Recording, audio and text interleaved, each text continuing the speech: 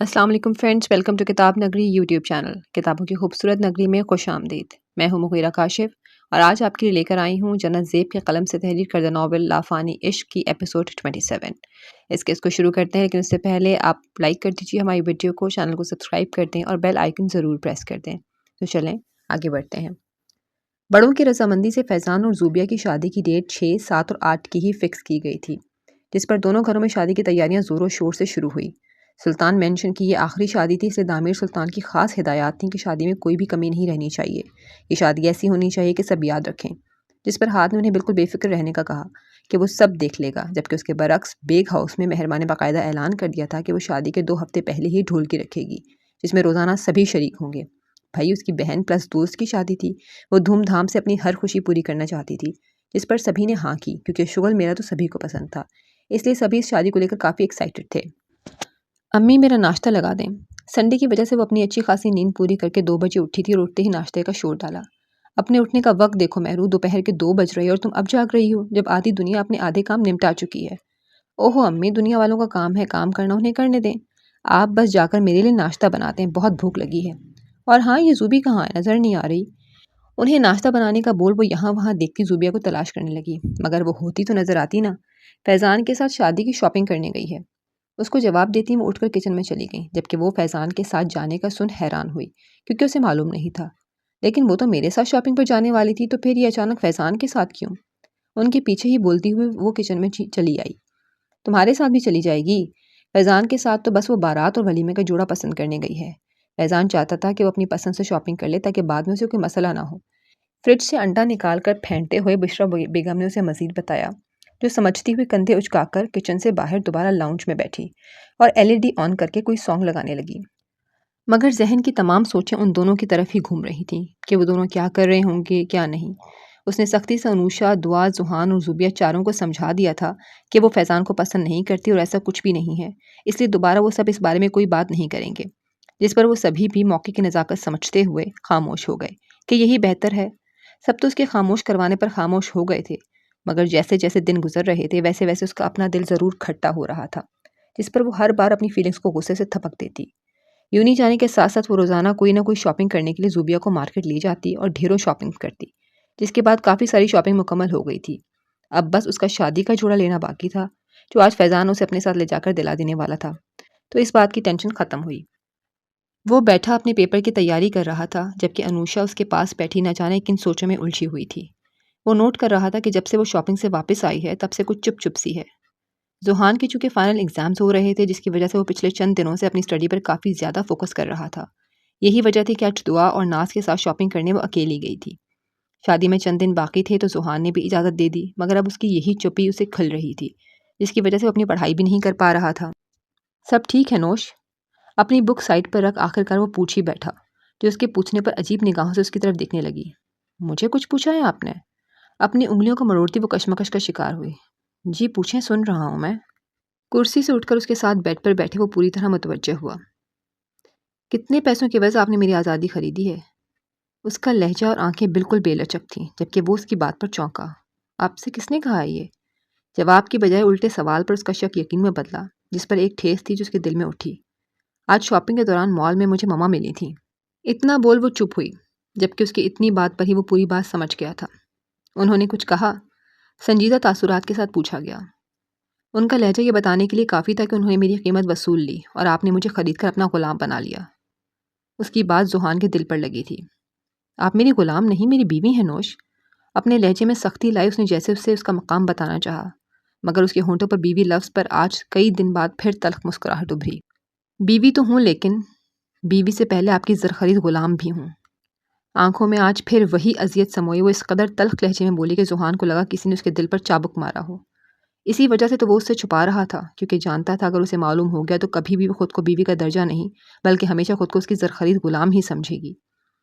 जिस दिन आपने मुझसे निकाह किया, मुझे अपनी बीवी होने का मकाम दिया, उस दिन उसी लम्हे से मैंने खुद को आपके लिए वक्फ कर दिया जुहान। मैं खुदा की शुक्रगुजार थी कि मेरी चाहत रखने वाला शख्स मेरा महरम है। मैं आपसे कोई शिकायत, कोई शिकवा नहीं कर रही जुहान, लेकिन ये बात कि आपके निकाह में आने से पहले मैं आपकी ग़ुलाम बन गई थी, ये बात मेरे लिए बहुत अज़ियतनाक है। मैं तो खुशफ़हमी में मुब्तला थी कि मैं आपकी बीवी हूँ, लेकिन आपकी बीवी बनने से पहले मैं आपकी ग़ुलाम बन गई थी, ये सोच मुझे तकलीफ़ दे रही है। मेरी बात सुने नोश, ये पहली और आखिरी बार मैं आपसे कह रहा हूँ कि जो कुछ भी आप अपने दिमाग में ऑल फॉल्स सोचकर खुद को अज़ियत दे रही हैं, इसे सोचना बंद करें, क्योंकि ऐसा कुछ भी नहीं है। भले ही मैंने आपकी मामा को उनकी मुँह मांगी कीमत अदा की है, लेकिन इसका मतलब ये नहीं कि आप खुद को मेरी ग़ुलाम समझना शुरू कर दें या कुछ भी और। उसके लफ्ज़ों से उसकी तकलीफ़ का अंदाज़ा बखूबी लगाए वो इंतहाई सख्त लहजे में अपने एक एक लफ्ज़ पर ज़ोर देते हुए बोला, ताकि वो ये सब फ़िज़ूल सोचें सोचना बंद कर दे। आप मेरी ज़रख़रीद ग़ुलाम नहीं बल्कि मेरी बीवी हैं, ज़ुहान सुल्तान की शरीके हयात। और रही बात पहले की तो सुन लें, निकाह से पहले आप मेरी मोहब्बत थीं और निकाह के बाद मेरी बीवी। ये ग़ुलाम लफ्ज़ मेरी सोच में ना तो पहले था ना ही बाद में, इसलिए इसे दोबारा अपने लिए इस्तेमाल करने की कोशिश तो दूर सोचिए कभी मत, समझ गई? साफ साफ लफ्ज़ों में उसे उसका मकाम बताए उसने सख्ती से वार्न भी किया, जिस पर वो आंसू बहाती सर झुका गई। इस तरह आंसू बहाकर मेरी मोहब्बत को बेमोल तो मत करें। उसके आंसुओं से बेचैन हुए वो इस बार उसके हाथों को थामते हुए बेबसी से बोला, अगर ये सब सोचकर आप इस तरह रोएंगी तो खुदा की कसम मुझे लगेगा कि शायद मेरी मोहब्बत में कोई कमी बाकी रह गई है जो आप ये सब सोच रही हैं। ऐसी बात नहीं है ज़ुहान। आपने तो अनुषा को बेमोल होने से बचाया है। आपने मुझे इज्जत दी, बीवी का मकाम दिया, मोहब्बत दी है। बस मेरे लिए ये सोच तकलीफ़ देती और कुछ नहीं।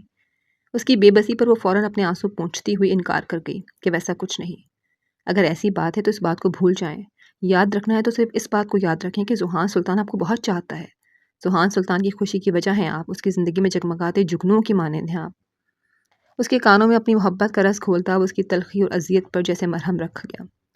वो दिलो जान से उसकी मशकूर हुई, उसके सीने पर सर रख गई, जो उसके पुरसुकून होने पर खुद भी सुकून का सांस लेने लगा, वरना उसकी इन बातों पर हर बार उसकी सांसें अटक जाती थीं। शादी में दिन थोड़े रह जाने पर मेहरबानी कितने दिन पहले ही ढोलकी रखवा ली थी, जिस पर सभी उसकी तलकीन पर 2-3 घंटे शुगल मेला लगाकर वापस आ जाते थे। और आज भी अनूशा, नाज, दुआ तीनों ज़ुहान के साथ उनकी तरफ गई थीं, जबकि अरशान काम की खातिर ऑफिस, अरमान और फैज़ान अपनी लॉ फर्म में, दामिर सुल्तान ऑफिस में, घर बिल्कुल खाली था। जब थोड़ी देर गुजरने के बाद ही वो पूल साइड के दरवाजे के जरिए अपने कमरे में आया और अपना कोट उतारकर पड़े सोफे पर फेंका और तकरीबन गिरने के अंदाज में सोफे पर बैठता सर पीछे की तरफ गिराए गहरे गहरे सांस भरने लगा। वो सांसें ऐसे भर रहा था जैसे न जाने कितने मीलों दूर से दौड़ कर आया हो, जबकि हुलिया बिल्कुल ऐसा था जैसे किसी से बहुत लड़ाई हुई हो। माथे पर बिखरे बाल, चेहरे पर जगह जगह लगी मिट्टी, शर्ट के ऊपरी बटन्स और कफलिंग्स खुले हुए थे। चेहरे पर इस कदर सख्ती और आंखों में सुर्खी थी कि कोई भी इस वक्त उसको देखकर घबरा जरूर जाता। 5-6 मिनट खुद को कई हद तक रिलैक्स किया वो टेक छोड़कर सीधा हुआ और शर्ट के बाकी बटन्स भी खोलकर शर्ट उतारनी चाहिए। जब कंधे पर लगी चोट पर दर्द उठने पर उसके चेहरे पर तकलीफ के तासुरात उभरे। दर्द की शिद्दत से आंखों को बंद कर उसने शर्ट उतारकर नीचे फेंकी और उठकर ड्रेसिंग के ड्रॉज में से फर्स्ट एड बॉक्स निकालकर दोबारा सोफे पर आकर बैठा। हाथ हाथ ये क्या हुआ है आपको? आप ठीक? आपको चोट ये कैसे हुआ? वो जो ये समझकर घर आया था कि कोई मौजूद नहीं होगा, उसको वॉशरूम से निकलता देख चौंका, जबकि वो पहले उसको फिर उसके बाजू पर लगी चोट को देख तड़पते हुए उसके पास आई, जहाँ से खून बहुत तेजी से निकल रहा था। आप गई क्यों नहीं? अपने जख्म को छूने से पहले ही उसने बाजू से पकड़कर उसे अपने करीब आने से रोका। आप इतना खून निकल आयरा में कुछ पूछ रहा हूँ। उसकी बात को सुने बगैर वो उसकी चोट और भरबल बहते खून पर परेशान हुए पूछ रही थी, जबकि वो एकदम उसके बाजू पर दबाव डालते हुए सख्ती से बोला, हाँ, आप सबके साथ क्यों नहीं गई? मैं थक गई थी इसलिए, लेकिन आप मुझे ये बताएं ये क्या हुआ आपको? ये चोट कैसे लगी और इतना खून निकल रहा है आपका? उसकी बात का जवाब देती वो दोबारा उसकी चोट को देखती फिक्रमंदी से पूछने लगी, जिस पर उसने गहरा सांस लेकर उसका बाजू छोड़ा कि वो फौरन उसके करीब होकर जख्म को अपनी उंगलियों से टटोलने लगी। हाथ बताएं कुछ। परेशान नहीं हो, बस कंस्ट्रक्शन साइट पर काम करते वक्त नोकीला सरिया लग गया था और कुछ नहीं। आपका ध्यान कहाँ था? इतनी गहरी चोट लगी है। आप पहले बैठे, मुझे बैंडेज करने दें अपनी। उसकी चोट और दर्द का सोच बदहवास हुए, उसे कुछ समझ ही ना आई कि क्या कहे, इसलिए जल्दबाजी में उसे बिठाकर बैंडेज करने लगी, क्योंकि ऑलरेडी बहुत ज़्यादा ब्लीडिंग हो रही थी। जख्म काफ़ी गहरा है, स्टिचेस लगाने पड़ेंगे, आपको दर्द होगा। आंखों में फिक्र और अंदाज में साफ परेशानी लिए उसकी आंखों में देखती हुई बोली, जो दर्द के बावजूद मुस्कुराया और आंखों से ही हाँ कहकर तैयार है। इसकी हाँ पर वो जल्दी से वॉशरूम गई और वहाँ से दूसरा फर्स्ट एड बॉक्स लाया, जिसमें ज़रूरत की हर शय मौजूद थी। स्टिचेस लगाने के लिए उसने जैसे ही हाथ उसकी तरफ बढ़ाया तो आज पहली बार उसके हाथ कँपाए, जबकि आंखों में उसके दर्द का सोच डर उतरा। ये सामने मौजूद शख्स की मेहरबानी थी या कुछ, मगर जो भी था उसके लिए ऐसा कुछ करना उसके दिल को हौला रहा था। रिलैक्स, कुछ नहीं होगा। उसके हाथों की कपकपाहट और घबराहट की वजह वो बहुत अच्छे से समझ गया था, इसीलिए उसका हाथ पकड़कर जैसे हौसला दिया, जो गहरा सांस लेकर उन्हीं कपकपाते हाथों के साथ उसके ज़ख्म पर स्टिचेस लगाने लगी। उसके ज़ख्म पर तकरीबन 5 स्टिचेस लगे थे, जिनको लगाते हुए वो शदीद घबराहट और डर का शिकार हो रही थी। अल्लाह अल्लाह करके उसने स्टिचेस लगाए और जख्म साफ करके पट्टी की।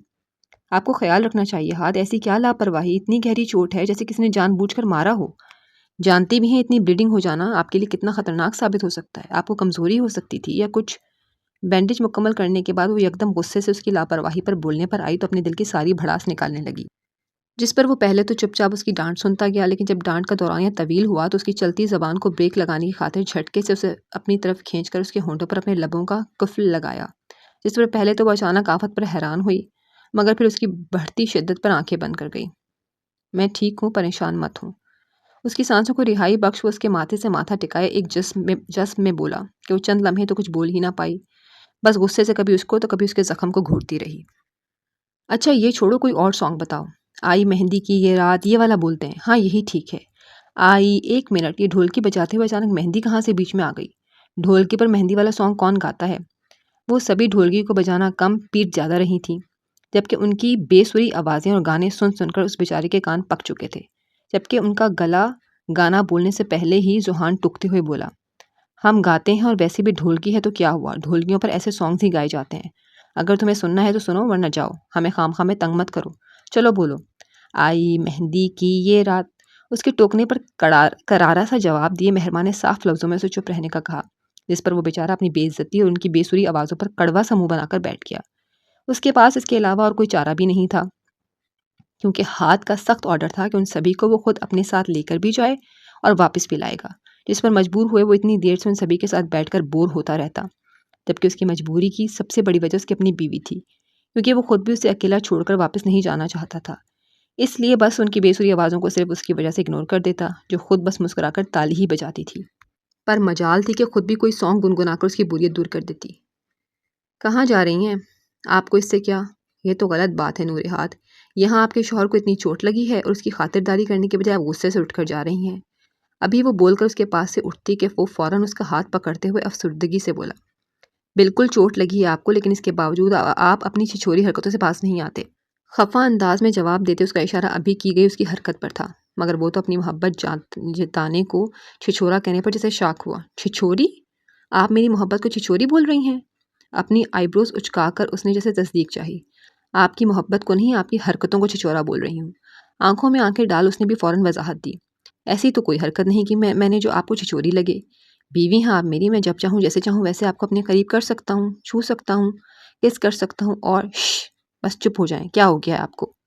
उसकी वजाहत पर तो जैसे वो जोश में ही आ गया था और इसी जोश में कुछ और कहता कि उसने फौरन उसके मुंह पर हाथ रखकर खामोश करवाया, वरना कोई शक नहीं था वो कुछ भी बोल जाता। क्या हो गया, ऐसे क्या मतलब? आप मेरी मोहब्बत और हरकत को छिछोरा बोल रही हैं और चाहती हैं बदले में मैं कुछ बोलूँ भी ना?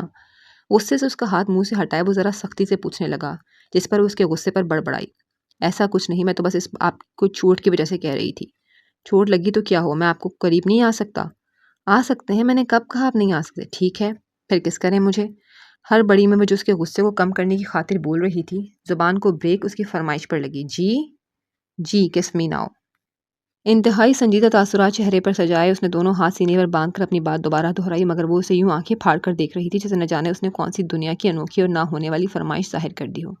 क्या सोच रही हैं? करें? अपना दाहिना हाथ हवा में लहराए वो दोबारा बोला। हाथ में कैसे? झिझक के मारे अपने हाथों को आपस में मसलती वो घबराहट ज़दा लहजे में मिनमनाई, जैसे मैंने की बिल्कुल वैसे ही। उसकी झिझक से महसूस हुए वो जानबूझकर शरारत पे उतरा। आह आयरा, क्या हुआ, ठीक हैं आप? झिझक और शर्म से दोहरी होती वो उंगलियां चटखाते हुए सोचने लगी कि क्या करे, जब जहन में अचानक ख्याल आया, जिस पर फौरन अमल करती वो अपने पेट पर हाथ रखकर जानबूझकर कढ़ाई के फिर वो फौरन अपनी शरारत भुलाए फिक्रमंदी से उसके करीब होकर पूछने लगा, यहाँ बैठे आप, मैं अभी डॉक्टर को कॉल करता हूँ।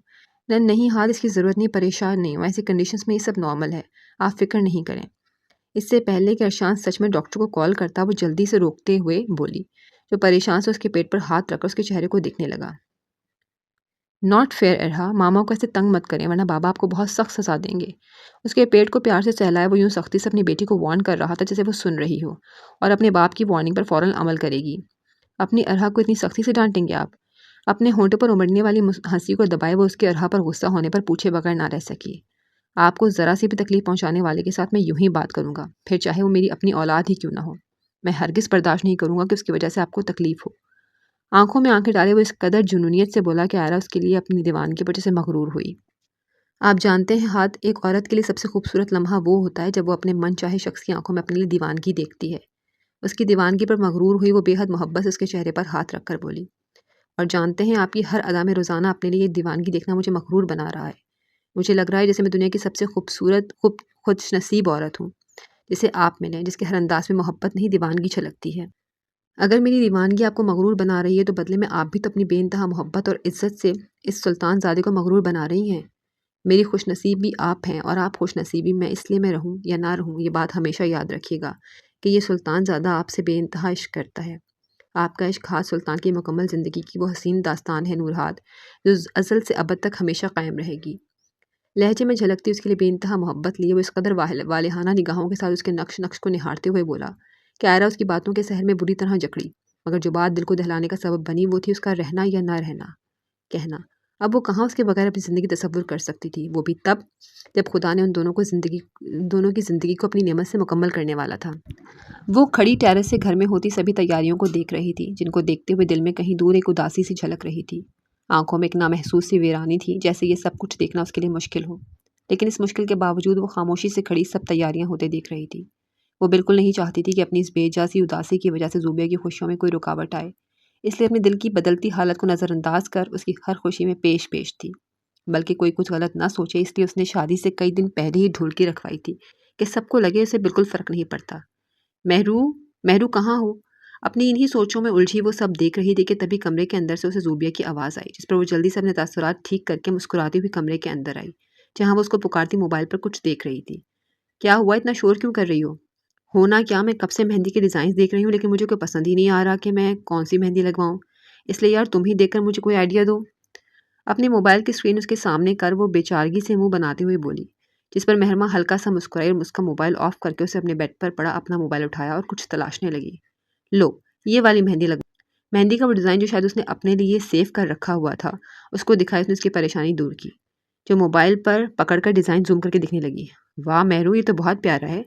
और मुझे देखो, पिछले 4 घंटों से मैं खामा में अपना सर खपा रही थी कि कौन सा डिज़ाइन बनवाऊँ। चलो पसंद आया ना? अब हल्की सी मुस्कान के साथ उसको जवाब देती वो जाकर बेड पर बैठ गई, जिस पर ज़ुबिया डिज़ाइन अपने नंबर पर सेंड करके उसके साथ ही आकर बैठ गई। वैसे महरू, मुझे ना बिल्कुल यकीन नहीं आ रहा कि मेरी शादी हो रही है।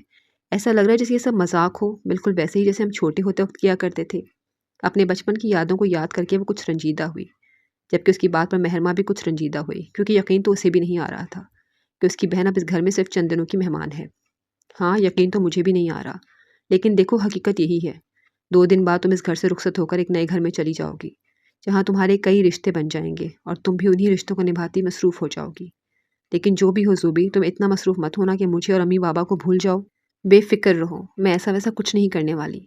और वैसे भी मैं कोई इतनी दूर थोड़ी जा रही हूँ, यही कुछ दूर फासले पर ही तो मेरा घर होगा। जब दिल चाहा मुँह उठाकर यहाँ आ जाऊँगी कि तुम्हें और अम्मी बाबा को लगेगा ही नहीं मेरी शादी भी हुई है। उसकी बात पर पहले धक्की और फिर हँसते हुए उसने जैसे माहौल को एकदम अफसुर्दा से हल्का-फुल्का बनाना चाहा, जिस पर महरमा उसकी बात पर हँसने लगी। शादी की तैयारियों में दिन पड़ लगाकर उड़े और वो दिन आ ही गया जिसके लिए वो सभी एक माह से तैयारियां मुकम्मल कर रहे थे। आज फैज़ान और ज़ूबिया की मेहंदी थी, जो कि सबकी रजामंदी से सुल्तान मेंशन में ही रखी गई, क्योंकि माइयों और रुपटन की रस्म वो सब लोग कल रात जाकर बेग हाउस कर चुके थे। इसलिए मेहंदी का फंक्शन सुल्तान मेंशन में कंबाइन रखा गया। सुल्तान मेंशन को पहले की निस्बत इस बार और भी ज़्यादा खूबसूरती से सजाया गया था। बाहर से देखने में पूरा मेंशन लाइटों से सजा किसी महल से कम नहीं लग रहा था, जबकि अंदर दाखिल होते दाहिनी तरफ मौजूद पूरे लॉन को भी इस तरह खूबसूरती से डेकोरेट किया गया था। ऊपर लाइटों का जाल बनाकर छत बनाई गई थी, जिसके नीचे मेहमानों के बैठने के लिए सोफ़ों और दरमियान में टेबल का इंतज़ाम किया गया था। सामने एक बड़ा सा स्टेज बनाया गया था, जिस पर एक ट्विस्टर साइज़ और 2 दाएं-बाएं सिंगल सोफ़े पड़े हुए थे और उनके सामने एक बड़ा सा टेबल रखा गया था ताकि इस पर मेहंदी की तमाम चीज़ें रखी जा सकें। जबकि स्टेज के पीछे फूलों और लाइटों की बहुत खूबसूरत सी दीवार बनाई गई थी, जो स्टेज की खूबसूरती को 4 चाँद लगा रही थी। लाइटों और फूलों के साथ जिस तरह बाहर और लॉन को सजाया गया था, बिल्कुल वैसे ही अंदर लाउंज, ड्राइंग रूम, सीढ़ियाँ और ऐसी बहुत सी जगहें थीं जिनकी बिल्कुल इसी तरह डेकोरेट किया गया था। डेकोरेशन का सारा काम जहाँ हाथ बजाते खुद डेकोरेशन वालों को इंस्ट्रक्शन देते हुए करवा रहा था, वहीं अरशान के ज़िम्मे खाने और कैटरिंग और अरमान के ज़िम्मे होटल्स की बुकिंग का काम आया था, जबकि फैज़ान को सख्ती से किसी भी काम को हाथ न लगाने की हिदायत दी गई थी, जिस पर अमल करता वो सिर्फ दामीर सुल्तान के साथ बैठा सभी तैयारियों को देख रहा था और इन सबसे ज़्यादा मुश्किल वाला काम ज़ुहान को दिया गया था। वो था घर की तमाम औरतों की तमाम बातें सुनना और उन पर अमल करना। वो जब जहाँ कहें उनको लेकर जाएगा और इसी तरह बाहिफाजत वापस लाएगा। जिस पर चार नाचार अमल करता वो बेचारा अपनी तीनों भाभियों के दरमियान घन चक्कर बना हुआ था। कभी बाजार जाओ, कभी पॉलर, कभी ये सामान तो कभी वो सामान। उन तीनों ने सचमुच से पागल कर दिया था। आयरा भाभी ये हाथ भाई ने दिया है, कह रहे थे संभाल कर उनकी कबर्ड में रख दें। वो नाज और अनूशे के साथ लाउंज में बैठी कपड़े देखते हुए कुछ बात कर रही थी कि तभी जोहान ने आकर एक लिफाफा उसके हवाले करके हाथ का पैगाम दिया, जिस पर वो लिफाफा पकड़कर उन दोनों को रोकने का बोल कमरे में रखने चली गई। जबकि जोहान वापस बाहर और अनूशा और नाज दोबारा कपड़े देखने लगी। कमरे में आकर उसने वो लिफाफा कैबिनेट में रखा कि हाथ लगने पर कुछ फाइल्स नीचे गिर गईं, जिन्हें वो जल्दी से झुककर उठाने लगी कि तभी नज़र एक ब्लैक कलर की ओपन फाइल पर लिखे नाम पर अटकी तो तजस्सुस के मारे वो फाइल ओपन करके पढ़ने लगी, जो किसी हॉस्पिटल की रिपोर्ट की तरह थी। लेकिन इस रिपोर्ट के रिजल्ट पर उसकी आंखें हैरत की जाती से फटी। वो चौंकते हुए सफ़ों को पलट कर देख रही थी, जैसे यकीन करने लगी कि जो देख रही है आया वो सच है या उसकी आंखों का धोखा। लेकिन नहीं, हर बार पढ़ने पर भी हकीकत वही रहती, जिस पर उसे काफ़ी ज़्यादा हैरत हुई। आयरा भाभी अभी वो न जाने और कितनी देर इसी हैरत में मुब्तला रहती कि नाज की आवाज़ पर होश में आती फ़ौरन फाइल वापस रख कबर्ड बंद करके कमरे से बाहर निकल गई। मगर जो वो देख चुकी थी उस पर शक होना उसका जायज़ था। वो खड़ी कब से शीशे के सामने अपने पीछे गले पर लगी डोरी को बंद करने की कोशिश कर रही थी, मगर नेल पेंट की वजह से बार बार डोरी उंगलियों से खिसक जाती, जिस पर उसने गुस्से से मुंह बनाया कि तभी अरशान फ्रेश सा कपड़े पहनकर बाहर आया, जिसको देख उसकी आंखें चमकी। अरशान, प्लीज़ ही मेरी डोरी बंद कर दें। अपनी कमर उसकी तरफ कर वो कशमकश में अपने पीछे आईने में उभरते उसके अक्स को देखती बोली, जिसने उसकी बात पर पहले उसको फिर उसके पिछले गहरे गले की डोरी को देखा। लाइट पिंक कलर के लहंगा चोली में लाइट से मेकअप और हल्की फुल्की ज्वेलरी के साथ वो मुकम्मल तैयार थी। बस डोरी बंद होने और दुपट्टा लेने की देर थी, इसके बाद वो मुकम्मल तैयार होती। बंद करे ना, मैं ऑलरेडी बहुत लेट हो चुकी हूँ। उसकी निगाहों से झलकते तासुरात को नोट किए बगैर वो अपनी कलाइयों में कांच की चूड़ियाँ पहनती हुई बोली, जो उसके वजूद की गहराइयों से निकलता होश में आया, और कमर पर झूलती बालों की चुटियाँ पकड़कर दाएं कंधे पर आगे की तरफ रखी। मेरा काम आपकी बंद डोरियाँ खोलने का है जान, अरशान, खोली डोरियाँ बंद करने का नहीं। आने में उभरते उसकी हसीन अक्स को गहरी निगाहों से देख उसके लबों से पुरशोक जुमला अदा हुआ, जिस पर दुआ की चूड़ियाँ पहनते हाथ थमे, जबकि दिल की धड़कन और रुखसारों पर सुर्खी खुद ब खुद फैली। लेकिन चलें, फ़िलहाल मैं आपकी खुली डोरी बंद कर देता हूँ, लेकिन सिर्फ कुछ वक्त तक, क्योंकि आज की रात मैं अपनी और आपके दरमियान हायल इस महीनों की दूरी को ख़त्म करने का मुतमनी हूँ। मानी खेस लहजे में उसके कान के पास गंभीर सरगोशी किए वो उसे अपने ख़तरनाक इरादों के बारे में पहले ही बता रहा था, जो उसके इरादों और निगाहों से झलकते जज्बात पर बुरी तरह नर्वस हुई। दिल में खुद को मलामत करती वो सोचने लगी कि आखिर उसने क्यों उसे डोरी बंद करने का कहा। उसकी घबराहट को वो बखूबी समझ रहा था, इसलिए फ़िलहाल कोई शरारत किए बगैर उसने डोरी बंद की और पीछे हटकर अपनी तैयारी मुकम्मल करने लगा, जबकि वो उसकी बातों में उलझी बस रात का सोच सोच कर घबरा रही थी। उसके ऑपरेशन को गुजरे तकरीबन 2 माह से ज़्यादा हो गया था, जिस पर कुछ उसकी कंडीशन, कुछ ऑप्शन और कुछ उसकी हेल्थ की बिना पर डॉक्टर्स ने कुछ देर तक उन दोनों को अपने ताल्लुकात कायम रखने से मना किया था, जबकि उसकी मुकम्मल सेहतयाबी तक तो अरशान खुद भी ऐसा कुछ नहीं चाहता था। लेकिन अब जब वो मुकम्मल ठीक और सब बेहतर था, तब वो मज़ीद अपने उसके दरमियान दूरी हायल नहीं रखना चाहता था। हाँ, आप एक काम करें, वहीं रुके, मैं लेकर आता हूँ। मोबाइल कान से लगाए वो किसी से बात करता कमरे के अंदर आए, कदम सामने अपनी महबूब बीवी को हथियारों से लैस सिल्वर कलर की मैक्सी में सोफे पर झुककर जूता पहनते देख रुके। सिल्वर कलर की खूबसूरत सी कामदार मैक्सी में आधे खुले बालों, लाइट से मेकअप, माथे पर बिंदिया और कानों में भारी झुमके पहने उसने कलाइयों में भर भर कर मैक्सी की हमरंग चूड़ियाँ पहनी हुई थी, जबकि बिना दुपट्टे के झुककर पैरों में हील पहनने के बाद उसका गला आगे से काफ़ी खुला हुआ था, जिस पर जोहान की नज़रों की मरकज़ उसके गहरे गले से थोड़ा नीचे खिसकी कि तभी वो सीधे हुए खड़ी हुई, मगर सामने दरवाजे पर उसे मोबाइल कान से लगाए साकित पाया। हाँ हाँ, तुम रखो, मैं लाता हूँ। स्पीकर में उभरती आवाज़ पर वो एकदम होश में आया और मोबाइल कान से हटाकर कॉल बंद करता उसके करीब आया, जो उसको देख हल्का सा मुस्कुरा रही थी, मगर उसकी मुस्कुराहट और दिलकश रूप उसके दिल पर क्या बिजलियां गिरा रहा था, इस बात से वो बिल्कुल अनजान थी। जो महज आपकी सादगी पर होश गंवा दे, उसके सामने यूं हथियारों से लेस बंद ठन कर नहीं आना चाहिए मेरी जान। बंदा बशर हूँ, बहक गया तो नुकसान आपकी अपनी नाजुक जान का होगा। जज्बे लुटाती निगाहों के साथ उसके अंग अंग को खुमारी से देखता वो चलकर उसके बिल्कुल करीब आया, जो उसकी बात और करीब आने पर ही सरता पैर गुलनार हुई, बल्कि शर्म से आर्ज़ों पर सजदा रेज़ हुई। मेरे मासूम से दिल पर कहर ढाने के जुर्म में आपको सज़ा दूँ या इनाम, खुद बता दें। एक हाथ से उसका मेहंदी लगा हाथ, जबकि दूसरे से उसका रुखसार सहलाया वो यूं पूछ रहा था जैसे तैयार होना या खूबसूरत लगना उसका जुर्म हो जिसकी सज़ा वो देना चाहता था। बताएं, उसकी दोबारा शोख बात पर उसकी झुकी पलकों में लड़साहट पैदा हुई, जिसे उसने उंगली से छूकर महसूस किया। लेकिन अफसोस की उंगली खिसकती उसके होंठों तक का सफ़र तय करती इससे पहले ही एक बार फिर उसका मोबाइल बजा, जिस पर उसका मूड सख्त ख़राब हुआ, जबकि जो खुमारी आंखों में छाई थी वो बदमस्की में बदली। कसम से यार, एक तो ये मेरे भाई मेरे रोमांस के दुश्मन बने फिर रहे हैं। मजाल है जो सुकून से मुझे मेरी बीवी के साथ रोमांस करने दें। मोबाइल स्क्रीन पर ब्लैंक होते हाथ के लिंक को देख वो कड़वा सा मुंह बनाकर जले अंदाज में बोला, जिस पर अनुषा ने अपने होंठों पर उमड़ती हंसी दबाई। हंस लें जितना हंसना है हंस लें, जब बदला लेने पर आऊँ तो आपकी हंसी गायब ना होनी हुई ना, तब कहिएगा। उसकी हंसी पर घूरी डालते हुए वो अलमारी की तरफ गया और धमकी देते हुए पैसे निकालकर कमरे से बाहर निकल गया, जिसके जाने के बाद अनुषा बाकायदा उसकी दुहाई पर हंसी और अपना दुपट्टा उठाकर कंधे पर लेती खुद भी बाहर निकल गई। जी जनाब, यहाँ पर अख्ताम पजीर होती है एपिसोड 27। कैसी लगी आपको हमें ज़रूर बताइएगा। अगली एपिसोड तक